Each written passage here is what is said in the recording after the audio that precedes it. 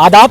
हम इस वक्त मौजूद हैं जंतर मंतर पर, जहां दलित मुसलमान अपने को दलित साबित करने के लिए, यानी दलित में शामिल करने के लिए, वो सुख सुविधाओं के लिए जो फैसिलिटीज़ एक SC ST को है, वो उन मुसलमानों को जो पहले से दलित थे लेकिन कानून बनने के बाद यानी संविधान बनने के बाद उनको उन अधिकारों से वंचित रखा गया, उसके लिए लगातार गुहार लगाई जा रही है। जंतर मंतर पर यहाँ एक संगठन मौजूद है उन्हीं का, जो लगातार मांग कर रही है कि हमको दलितों में भी शामिल किया जाए। लगातार आप इस बात की मांग कर रहे हैं दलितों से, क्या चाहते हैं? देखिए, 1994 से डॉक्टर M एजाज अली साहब हैं, ऑल इंडिया यूनाइटेड मुस्लिम मोर्चा के नाम से जो तहरीक चल रही है, उस तहरीक में मरकज़ पे सिर्फ 341 ही रहा। हम लोगों का एकदम सीधा और सिंपल ये है कि जब हिंदुस्तान के आइन में, भारत के संविधान में कहीं मज़हब की बुनियाद पर किसी को कुछ देने या किसी से कुछ छीनने का कहीं कोई सिस्टम नहीं है, तो जबरन आपने 10 अगस्त 1950 को एक प्रेसिडेंटल ऑर्डर के ज़रिए आप इस संविधान के धारा 341 पर, अनुच्छेद 341 पर धार्मिक प्रतिबंध, रिलीजियस बैन लगाकर, मजहबी कैद लगाकर एक तबके को आप इस तमाम मनामरात से, तमाम फैसिलिटीज से, जितनी सुविधाएं 341 के द्वारा दी जा रही हैं अन्य को, इनको उनसे वंचित कर दिया गया। गैर कानूनी था, असंवैधानिक था। तो इसका विरोध शुरू हुआ रफ्ता रफ्ता। तो जब ये ऑर्डर आया था तब तक कि हिंदू दलित के अलावा किसी को इसमें एंट्री नहीं दी जाएगी, यानी 341 के माध्यम से जो भी संवैधानिक लाभ होगा, चाहे वो राजनीतिक हो, आर्थिक हो, सामाजिक हो, शैक्षणिक हो, तमाम लाभों से इस वर्ग को वंचित रखा जाएगा। केवल हिंदू धर्म पर आस्था रखने वाले दलितों को दिया जाएगा। 1956 में सिख को इंक्लूड किया गया, तमाम हल्ला हंगामा के बाद। 1990 में बौद्ध मत के लोगों को भी शामिल कर लिया गया। 94 से यूनाइटेड मुस्लिम मोर्चा लगातार ये मांग कर रही है कि ये नाइंसाफी गैर आईनी भी है, गैर उसूली भी है, ये नहीं होनी चाहिए। जब पेशे से इक्वल हैं हम पेशे से इक्वल हैं और आबाई मामला है, यानी बाप दादे से यही हो रहा है। जैसे धोबी हैं तो दादा भी थे, बाप भी थे, हम भी थे, वही काम भी कर रहे हैं साहब। तो जब काम वही कर रहे हैं तो वही काम अगर हिंदू करे तो उसको अलग फैसिलिटी, वही काम मुस्लिम करे तो अलग फैसिलिटी, ये कैसे? ये तो संवैधानिक नहीं हुआ। तो इसलिए ये मांग की गई तमाम सरकारों से, लेकिन सरकारों ने इस पर तवज्जो नहीं दिया। उनकी मंशा पर अभी हम कोई सवाल उठाने नहीं फिलहाल जा रहे हैं, वो एक अलग चैप्टर है, बात होगी। पिछली सरकारों ने भी, सेकुलर कही जाने वाली सरकारों ने भी इस मामले में बेईमानी से काम लिया। गैर समझिए कि इरादतन अगर वो कहते हैं तो मैं नहीं मानूंगा, क्योंकि तमाम मोर्चा के लोग मुस्तकिल मिलते रहे, नहीं तवज्जो दिया। आखिरी में कोर्ट में 2004 में PIL नंबर 180 दाखिल किया गया। 2011 में इशू फ्रेमिंग हो गई, सरकार को नोटिस चली गई, लेकिन उस वक्त की मौजूदा UPA की सरकार जो 11 में थी, 14 तक रही, लेकिन कांग्रेस की सरकार ने ये काम नहीं किया, कोर्ट को जवाब भी नहीं दिया। तो नीयत का तो पता चल ही जाता है। अब उसके बाद मोदी जी की सरकार आ गई, NDA की। हम लोगों ने इस सरकार से भी अप्रोच किया, तमाम मंत्रियों से मुलाकात, प्रधानमंत्री जी से विनती गुहार, चाहे मेमोरेंडम के जरिए से, लेटर के जरिए से।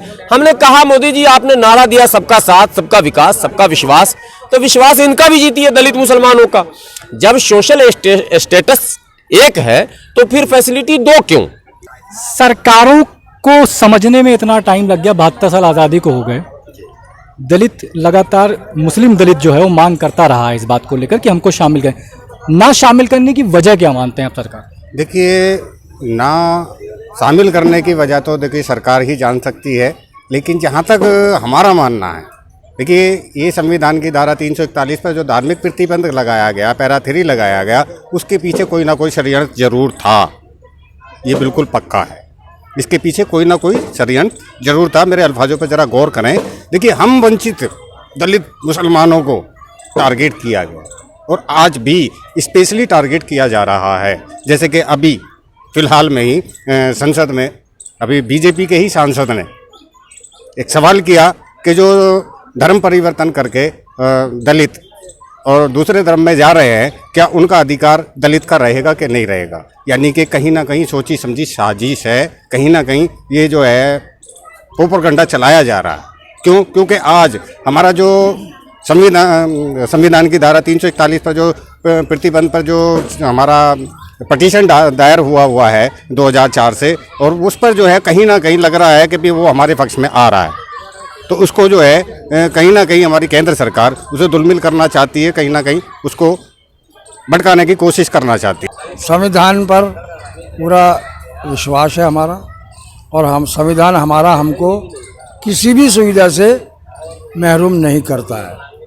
अगर चीफ जस्टिस साहब सुप्रीम कोर्ट में अगर ये संवैधानिक तौर पर फैसला लेंगे तो हमको एससी का रिजर्वेशन मिल जाएगा।